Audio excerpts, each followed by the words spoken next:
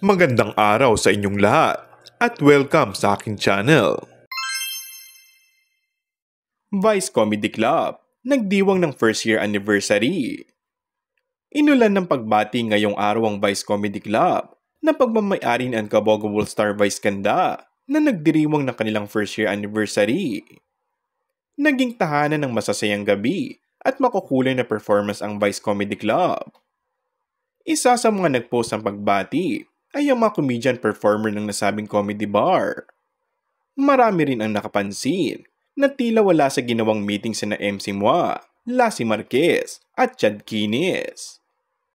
Tuluyan na nga kayang nilisan ng comedy duo na sina MC at Lassie Eat Showtime at maging ang comedy bar na pag-aari ni Vice.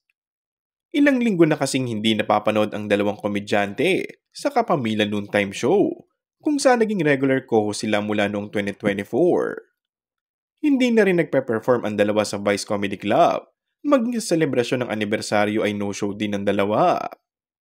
Sina MC at Lassie ay kasama sa lisang regular performers sa nasabing comedy club. At may katungkulan din dito si MC, kaya naman malaking katanungan ito sa madlang people. And that's all for our today's video. Kung bago ka lang sa aking channel ay mag-subscribe at pindutin na rin ang notification bell. Maraming salamat!